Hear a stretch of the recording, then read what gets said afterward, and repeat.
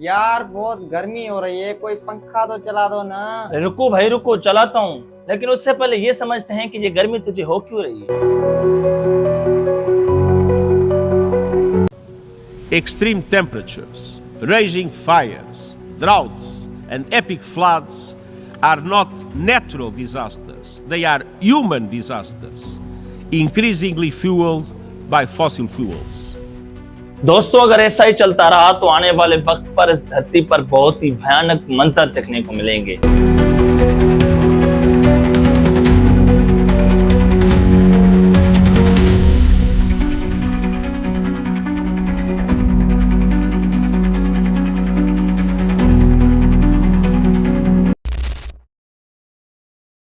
दोस्तों, आजकल गर्मी बहुत ज्यादा हो रही है और इसका जो मेन रीजन है वो है ग्लोबल वार्मिंग यानी आलमी तपश। ये जो ग्लोबल वार्मिंग हो रही है वो ज्यादातर ह्यूमन एक्टिविटीज से होती है, जैसे फॉसिल फ्यूल्स का जलना, कार्बन इमिशन होना, जिससे कार्बन सूरज के किरणों को एटमॉस्फेयर में ट्रैप करती है, जिससे हमारी धरती का टेम्परेचर और ज्यादा बढ़ जाता है।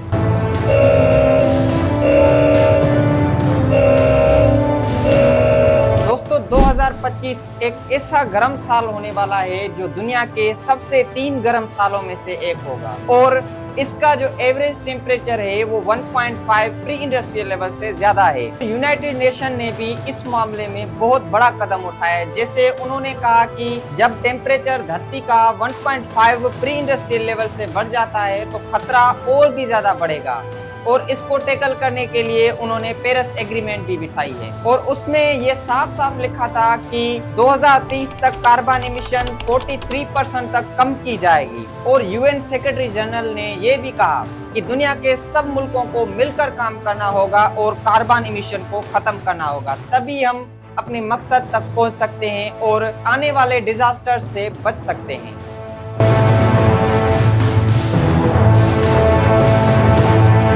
दोस्तों, गर्मी सिर्फ देहाती इलाकों में नहीं बल्कि शहरों में भी बहुत हो रही है, क्योंकि गाड़ियों से निकलते हुए धुएं जो कि कार्बन एमिशन करते हैं, जिसकी वजह से शहर का अंदरूनी माहौल बहुत ही गर्म रहता है। इसका जो दूसरा सबब है वो है इंफ्रास्ट्रक्चर, यानी जो शहर के अंदर गर्म हवा घूम रही होती है वो वहीं की वहीं फंसी रह जाती है बड़ी बड़ी बिल्डिंग की वजह से, और बाहर की जो ठंडी हवा है वो भी अंदर दाखिल नहीं हो सकती और जो शहर का माहौल है वो और ज्यादा गर्म हो जाता है।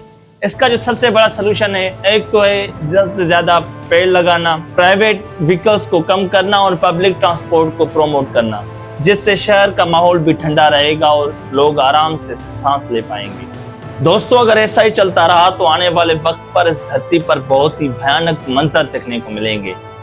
सबसे पहले तो एक्सट्रीम हीट वेव्स आएंगी, जिससे ह्यूमन हेल्थ पर बहुत बुरा इफेक्ट होगा। दोस्तों, इसका सबसे बड़ा सोल्यूशन यही है कि हमें रिन्यूएबल एनर्जी का ज्यादा से ज्यादा इस्तेमाल करना होगा और कार्बन एमिशन कम से कम करनी होगी, जिससे हम धरती का एवरेज टेम्परेचर कम से कम रख सकते हैं और लोग आसानी से अपनी जिंदगी गुजार सकते हैं। इसके बारे में आपकी क्या कहना है कमेंट्स में जरूर बताइएगा। तब तक के लिए मिलते हैं अगली वीडियो में।